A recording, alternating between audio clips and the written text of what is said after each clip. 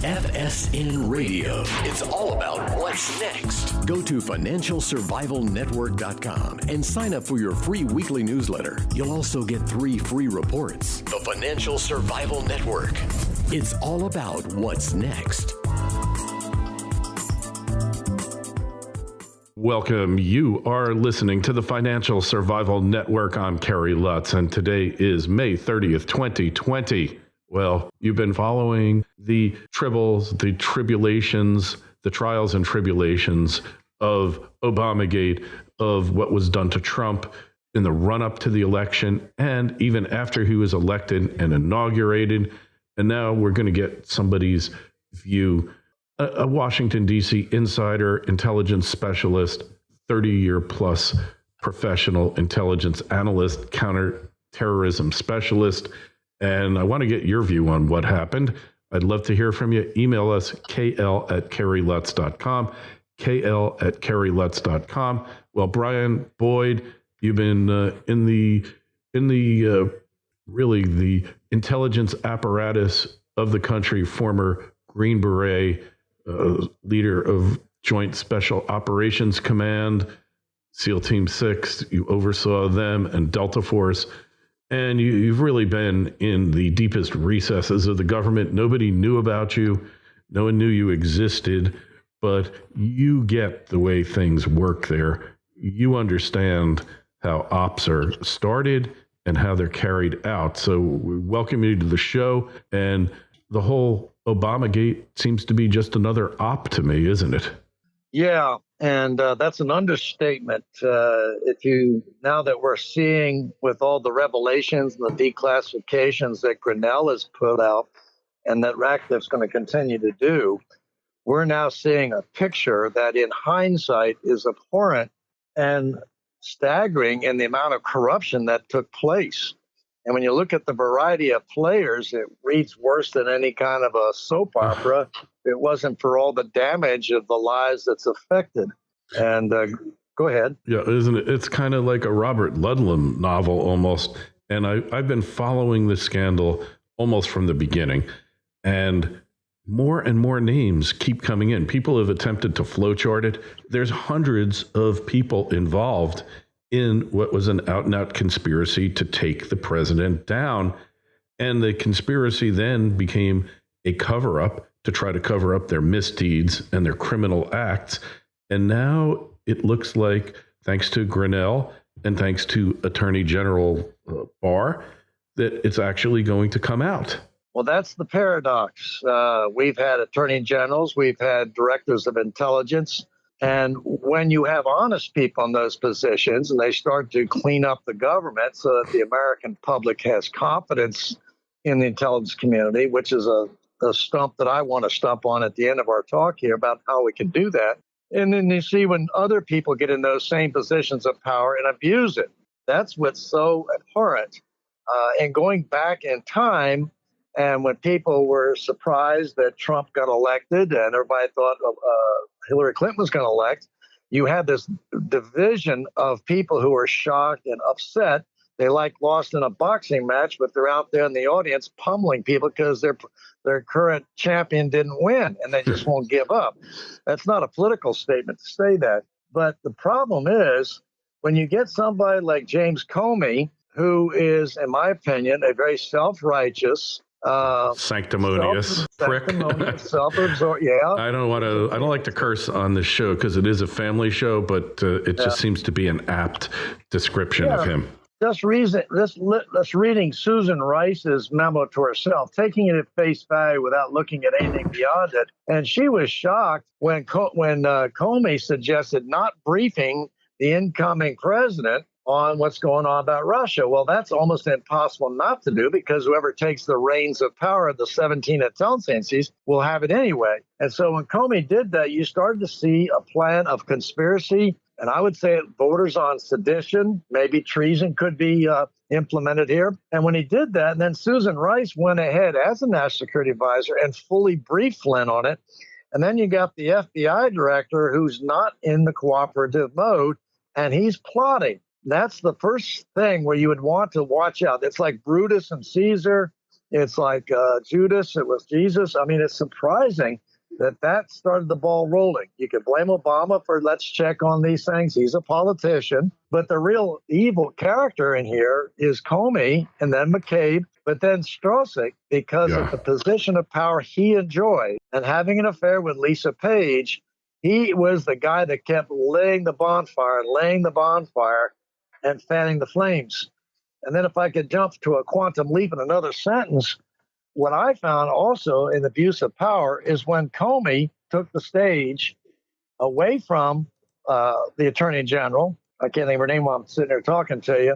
My brain died on her name. But when he took the stage and made the statements about Hillary Clinton, he took not only the power away from the AG's office, but he took the position that he was God, jury, and everything. And when I saw that on TV, I was shocked. I mean, I've never seen an FBI director stage the AG. And then to make claims that it's non-prosecutable when I knew better as a citizen, and having been in the intelligence community with all that email traffic, and I'm not saying a political position here, I'm not picking sides, but that was not investigated legitimately. And I saw that was a problem. And from that point forward, you've had this sanctimonious, self-righteous guy absolutely be hated by the Hillary campaign and the Trump campaign. He's the only guy hated by both sides because he screwed up both people's careers. Yeah, it's fascinating. That was Loretta Lynch. Lynch, right? She had that famous tarmac meeting with former President Bill Clinton. And that's where you knew the fix was in for sure. And Comey has always kind of been their guy who fixed stuff up. The pardon gate, when Clinton had pardoned Mark Rich, a notorious felon and fugitive, due to his relationship with the wife, Nicole, and all these things came out. And Comey was the one that basically put all that to rest and put out the fire for them. So Comey has always been a fixer, and we know this. But now we fast forward and look, when we were talking pre-call, you mentioned that you actually went to the Nixon White House and you had your choice of plugging White House leaks or launching the war on drugs, and you opted for the war on drugs. It's not unusual in a campaign. It's happened over and over again where a competing campaign will be bugged, all right, where they've got surveillance on them. We know this. This happened. That's why Nixon never thought that Watergate was such a big deal, because he had been bugged in the Kennedy election. So he just thought that's the way things are. But that's one thing to bug a candidate. You might be able to make an argument there. But once the guy became president, Trump becomes president, and you're still doing surveillance and you're leaking stuff on various officials like General Flynn, the idea, that General Flynn could be a Russian operative, a Russian agent, an asset, is absurd on its face, isn't it?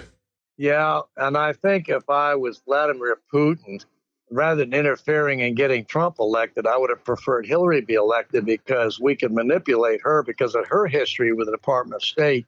Mm-hmm. And Trump is nothing but a constant irritant, even though he recognizes Russia as he recognizes China. But he's been harsher on the Russians and the Chinese than any president in history, which I find to be amusing. So I think they really weren't trying to solicit Trump getting elected. Although when you start something in motion, like a rumor or like the dossier that was done by Christopher Steele, and you lift the cat out of the box, or in this case, the snakes out of the box, then you're going to get bit. And I think that's what has happened. The other thing is with Comey, and I think the most telling statement he made is when it's been repeated over and over on TV when he was interviewed. I can't think what station. When he said he thought he could get away with it because under any other administration, Bush or Obama, they would normally have the White House counsel present and lawyers. And he said, I thought I could probably get away with it because this administration was disorganized. Right. That in itself tells you what's set in motion, one of the most historical frauds in this country's history. And that's like me being a cop and saying I could get away with putting my knee on a black kid's neck, or me being a cop and not reading you your Miranda rights and locking you up for fraudulent behavior. That is what causes change in this country. Francis Miranda was a bad case, and that's why this cops have to read it. And I think if anything comes out of this mess, I would like to see some serious reforms because we need to clean up the community. My biggest problem when I was in the intelligence game was trying to keep secrets. I hated debriefing the State Department because they always leaked. We always knew they would. I would make people sign a non-disclosure statement. And they said on there that if you disclose our secrets before we go on an operation, particularly in the counterterrorism business or narcotics, especially in the counterterrorism business, you would be prosecuted. I don't even think that's even has any validity nowadays because you can't go after anybody. They just blow it off. Right. And the FISA court was designed to be a good tool. But as the head of the FISA court said, they were upset that the FBI abused that privilege. So there needs to be more than a wrist slapping. There needs to be some really serious reforms done in order to give the American public confidence in the intelligence community and law enforcement. Yeah. So how do we reform it at this point? They've destroyed the credibility of the intelligence community and show them just the things that they've done to General Flynn. My God. And then the Justice Department, we should get current on it, says, all right, we framed this guy. We want to withdraw the plea agreement and dismiss the case. And then the judge goes nuts and tries to stop it. Now he's going to be slapped down by the appellate court. It's very obvious. What do you make of the judge's behavior here? Why would he act that way? Well, I've been reading up on that because I've never seen that done either. Again, this is outside the chain of command or power. The Department of Justice is the ultimate authority to make a judgment call in this case. This Judge Sullivan has no authority. He is in a lower court. You know this being an attorney. Yeah, of course. And the appellate court has to kick his butt. He's playing games because he has a vested interest in this. He has a bias that is beyond what a judge should have. We know judges are biased, but he's not acting as a judge. He's taking advantage of his position, and he's had to hire a personal attorney to cover his tracks. When you read up on it, listen to Sidney Powell, who's Flynn's attorney, and all the others, the biggest issue, of course, is that Sullivan is trying to cover up some things by hiring some high-placed attorneys, but he's still going to be forced when his 10 days is up. I think it ends, this weekend or Monday? I can't think. Yeah, it's right around the corner. Yeah, he's going to have to face the music. But what I find to be problematic is the Department of Justice is the ultimate authority. So how can a lower court judge do that? Well, this is where the balance of power in our government seems to be a little askew, Mm-hmm. It bothers me to even see that. When you're talking about the intelligence community, if I can shift gears, Sure. One of the things that Grinnell did, which is very impressive, is that he, and this was the quotes of other people talk about him, he brought unmatched energy and he brought transparency to the intelligence community. Now, the intelligence community has two sides. One is keeping secrets, which is hard to do because there's so many leakers in the government. I remember talking to a very high-placed, well-known Washington, D.C. left-wing guy who used to say, it's your job to keep the secrets. It's my job to get them. And we asked him when we were in the intelligence business, how can you publish things like that? He says, I get my secrets from the highest levels of government. And that's when I realized it's not a mole. It's always people in political power. It's like Deep Throat with the FBI. It was the deputy director under Hoover that was the Deep Throat. And a lot of people didn't know that for years until he turned 90 years old and finally published his third book and said, it was me all along. Yeah, shocking. Right. Yeah, shocking. And his first two books, he denied it. He's 93 and he tells people on his deathbed. But the thing the other side of the coin, since secrets are tough to keep, the old adage, if you want to keep secrets between two people, don't tell the other one. All right. Yeah. Now, transparency, and this is where I'm big on the intelligence community integrity. When I was with one agency in Washington, D.C. as the chief of intelligence for that particular bureau, I had the Washington Post in my office. And I realized that I have to have the press on my side because the press is 99% of the way you learn stuff. We don't have spies and much anymore. You got the press. That's why every terrorist beheading, every hijacking, the press is there because they need the publicity, but they also got eyes on the target where we can't get any closer. So you need that cooperation. But I also told him, I said, if you mess with me, I'll have your job before you have mine. I tell them this. But when you have secrets, and Grinnell made this point, he says the most important thing is not to hide secrets in order to prohibit the public learning about misconduct or embarrassment. So a lot of things over time were classified secret to cover up things. And I'm not into that. I believe it has to be out there. Otherwise, you have these major abuses. So you have to have a balance between transparency, which he's doing a great job of. And if he hadn't declassified those 6,000 pages, we wouldn't now know about all the falsehoods that Adam Schiff spent all this time screwing the American public on. He had it the whole time.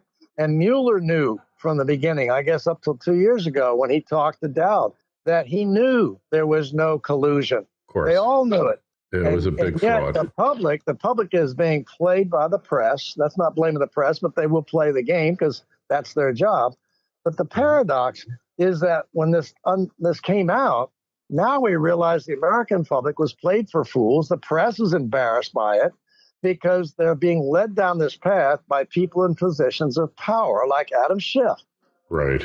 And that's the problem when people get into positions of power. And how do you keep that from happening? Geez, I don't know. But you got to have I may not have told you this. My oldest daughter's in the intelligence business. So is her husband. She's very high placed with the military. My other son was a Green Beret like me. My other son-in-law was a Green Beret like me. And how do you tell the young people of this nation to go in the intelligence or the law enforcement community? I have a friend of mine who's a sheriff over here on the West Coast, and he has kids. And he said he would never tell his kids to go in the business. I told him the same thing I told 3 young men that I interviewed to work in the intelligence business when I was with Justice. One of them didn't want to go into it because he couldn't handle all the bad things going on. I said, you have 2 choices in government. Live under the tyranny of it or the mistakes of it, or get in and clean it up and fix it. Yes, totally. Could not agree with you more. So I get the feeling you might have known Robert Mueller in the past. No, I never came across his path. I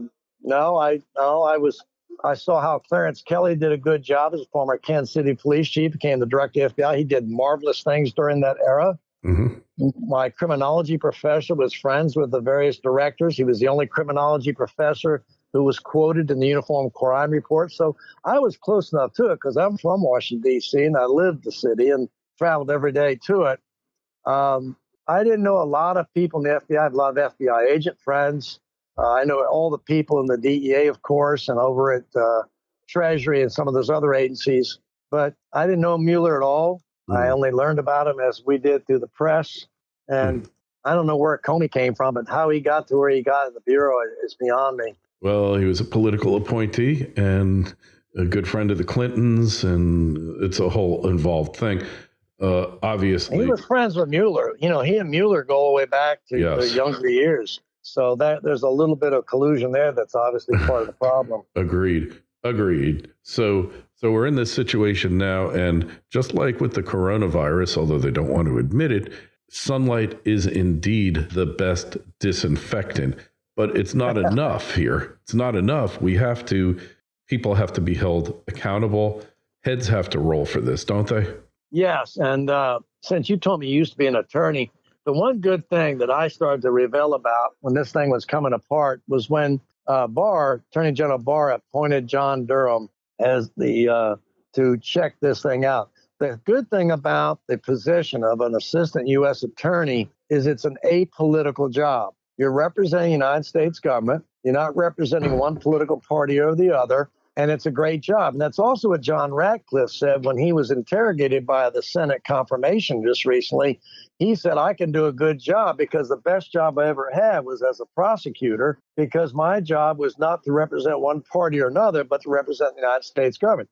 That, to me, is a telling precept of how he will operate as the ODNI over the 17 intelligence agencies. To me, that's a good indication of how he will perform. Yeah. And that gives me some hope. So just to go back, the entire Russian collusion narrative was a complete and utter fraud, a narrative implanted by the intelligence agencies to discredit Trump and hopefully force him from office, correct? FSN Radio. It's all about what's next. Financial Survival Network is brought to you today by Orin Resources, a junior exploration company with the appetite of a major. It's hot on the trail of the next globally significant discovery, creating enormous potential upside for you, the shareholder. Orin is one of the most aggressive exploration companies pursuing high-grade, scalable gold and copper deposits, and has a premier 7-project portfolio, including its 2 flagships, Committee Bay in the Arctic and Sombrero in Peru. Orin's unparalleled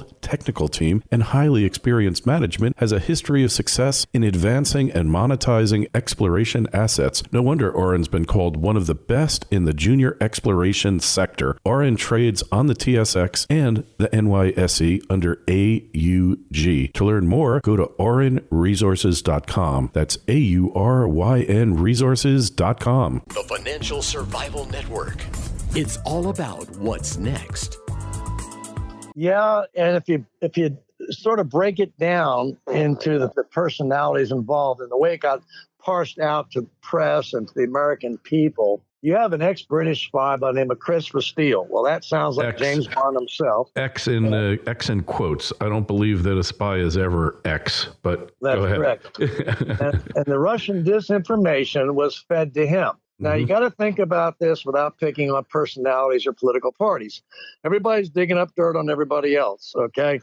That's the way it works. Yeah, Clinton is paying a lot of money through the DNC to get a dossier published to try and discredit Trump, okay? It's not unheard of. But when it turned out to be put in a report and fed to the FBI, and the FBI knew it was not credible, the Washington District Office of the FBI, which had absolutely the case, not headquarters, they recommended to throw it out. It's the problem that Strzok, in a position of power at headquarters, decided to keep this thing alive because of his hatred for Trump. So you got a personality in a position of power fooling around with someone else's wife who's an attorney at the FBI. And now you got this collusion situation where they're trying to push this agenda. And when you look at the actors involved, it's the right people at the wrong time in history committing many, many acts of bad things. Had you had somebody different between Adam Schiff, the House Intelligence Committee, like Nuns, who was the previous one, wouldn't have happened. If you had a more honest FBI director, it wouldn't have happened. The problem is the people in the positions. And when I'll go back to my original comment, when Comey said, I thought I could get away with it, I'll just send over a couple of agents. He didn't send over a couple of agents. He sent Peter Strzok. Yeah. Who's a big shot there. Hey, what is your take? What is your take on Director Wray? He seems to be part of the swamp, doesn't he? I don't have enough feel for him. I saw in the news the other day where he and Attorney General Barr were discussing the shooting in Pensacola. Now, that's the way it's supposed to be. The director spoke on his part. The director is an investigator. He's not a politician. Unfortunately, Comey became a politician and became judge and jury and the whole thing. That's why he should not have spoken to the public about Clinton. Now, the problem is this. With Wray, he is supposed to do what he's doing. He's acting as, quote, the senior criminal investigator for the Federal Bureau of Investigation. That's his job. He's not supposed to be into politics. He talks budgets and he runs a business. When you put him in front of cameras, he's outside his element. That's why Comey was a ham and Comey destroyed the Bureau's reputation. Now, Wray, the other day, said that he's going to open up an internal investigation as to how this process worked. Well, you got to remember, FBI guys are systematic. Yes. I used to joke when I was with DEA. DEA, you go out and do everything you can to catch the criminal. To be an FBI agent, you got to be on your hands and knees and be able to walk a field for 25 hours looking for a blade of grass. That's so true. That's so true. Methodical. They're methodical, and he's a methodical guy. And I think that's where he's good. He's a methodical guy. He doesn't want to be in the limelight.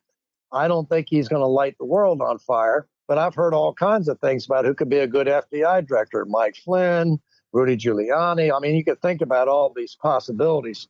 I don't think that's necessary at this point in time. You just need an honest senior criminal investigator, FBI type career guy to be the director. Now, will Wray follow suit? Will he follow the rules? Will he maintain the regulations? Yes. We got to remember that Comey was fired at the recommendation of the Deputy Attorney General and a whole slew of other people. I looked up this the other day. There were several former attorney generals and deputy attorney generals from different eras and of both political parties that all honed in and recommended to Trump to fire Comey. It was not a political decision. Totally not. Yeah, and they did it because he kept violating FBI regulations in his handling of the Clinton email scandal. And he lied to Trump, too. I mean, obviously, something happened, and, he lied to Trump. And Trump caught him in the lie. One thing that people don't look at, Brian, and the way that Trump got rid of him, I mean, it's good stuff for conspiracy theories. Comey was out giving a commencement address or something, and Trump texted him, "You're fired." And before he even got notification, Sessions and a trusted deputy, I don't know whom that would be, were actually in Comey's office, locking everything down, all the files, all the blackmail, everything he had on everyone. And, he was unceremoniously dumped. But obviously there was a strategic reason to do it that way, but there was also a personal reason.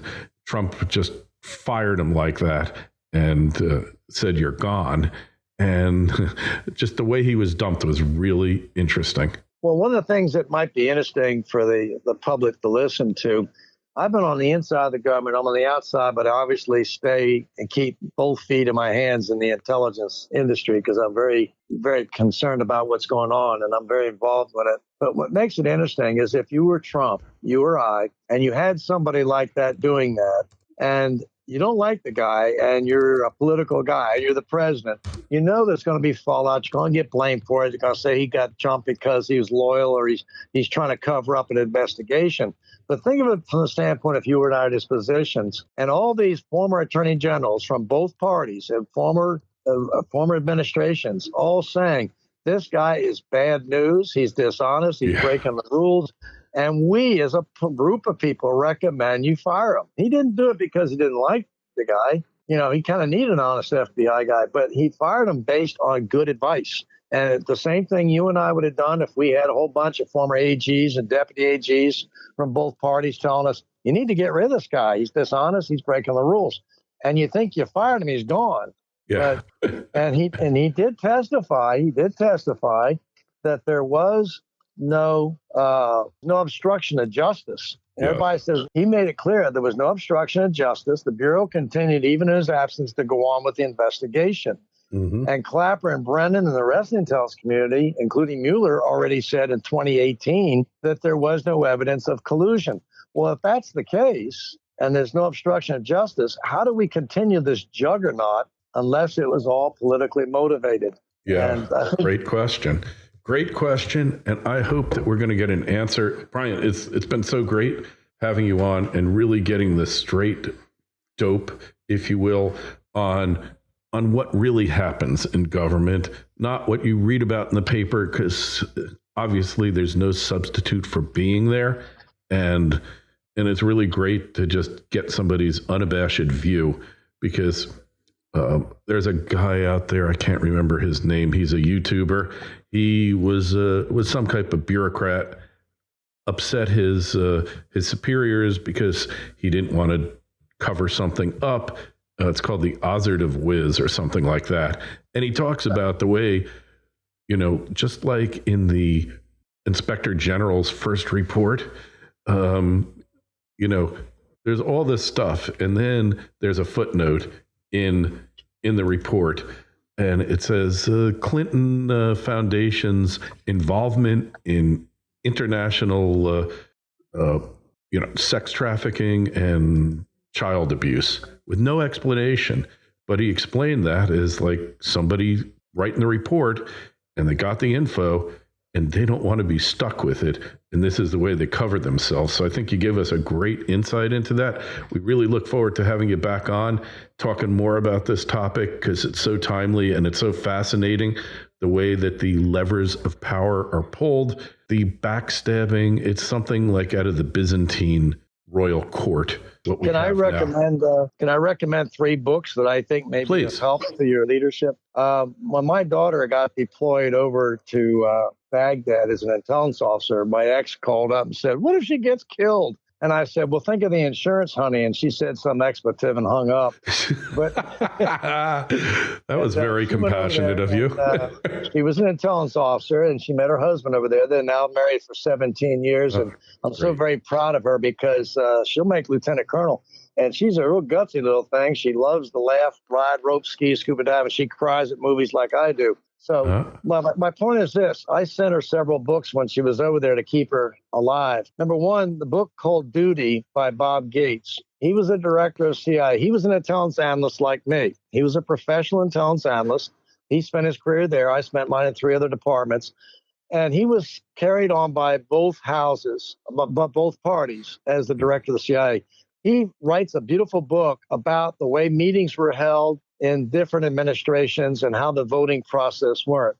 In his chapter, when he talks about how Obama was trying to decide on going after bin Laden, it's worth reading because he disagreed with the decision along with Biden. And he said for the first time, he and Biden agreed on something and they were wrong. Yeah. But it's interesting because it's a good thing for people to understand how our government operates internally. It's a good book. It's not political. The other one is called The Operators by Michael Hastings. Michael Hastings was the Rolling Stone report that was embedded with General McChrystal. I remember. And when Biden and Obama came over, they upset the Special Forces guys, and they were not nice to them. And so they made some comments, which got into the press. And the article was called The Runaway General. Well, Hastings wrote a book called The Operators, not The Operator. This one it's called The Operators. It's a good book because it traces a lot of the facts, figures, times, dates, and places of the battle against ISIS. And it's a good book because it reads factually and matter-factually. It's by Michael Hastings, who since died in an unusual suspicious accident. One car accident, and felt his life was under threat, right? Right. And the other book, which I gave my daughter, and I said, study this, it'll keep you alive. It's called Never Surrender by General Jerry Boykin. Oh, yes. Jerry Boykin. Jerry was the deputy commander under Bill Garrison in the Mogadishu raid. Mm-hmm. And he goes over what happened in Mogadishu, and it's better to read it there and then watch the movie. But he also goes into what happened at Waco. Yes. And there's some interesting facts on that. I was asked to talk about what happened at Waco some time ago, but the facts on that are worth listening to because Delta was asked their opinion, and they said, we would never attack a religious compound. Well, you know the story after that. Thank you, Eric Holder. He's always at the bottom of everything bad happening in this country. Since the Clintons were in office, nothing political about it. It's just a fact. Hey, we really do appreciate you coming on. Is there a website or someplace we can learn more about you? The best way to do it is to go to the website that was set up by my friend Frank. It's called boydintelligence.com. There's a very short synopsis. I have a resume 12 pages long, but it's a very short piece. And it gives you enough information that if I can help or give some insight or help people by answering questions, I'd be interested in doing the lecture circuit. Anybody like me to talk about the history of our special operations intelligence community going all the way back to OSS days. Yeah. But it's called boydintelligence.com, and you can find me there. All right. Well, next, you can find me on the west coast of Florida. I'll see you someday. Yeah, definitely. I plan a trip out there soon. Really appreciate your coming on. And I didn't say it before. I was neglectful, but thank you for all your service. While others of us have been cowering in the country, you've been going all over the world trying to keep us safe. We thank you for that. It's appreciated. Any questions for Brian, myself, we want you to email us. The email address, kl@kerrylutz.com, kl@kerrylutz.com, Twitter feed @KerryLutz, Facebook page, Financial Survival Network, and of course the main site, financialsurvivalnetwork.com. Brian, good luck to you, and we'll look forward to speaking with you again. Okay, airborne. FSN Radio. It's all about what's next. Go to financialsurvivalnetwork.com and sign up for your free weekly newsletter. You'll also get 3 free reports. The Financial Survival Network. It's all about what's next.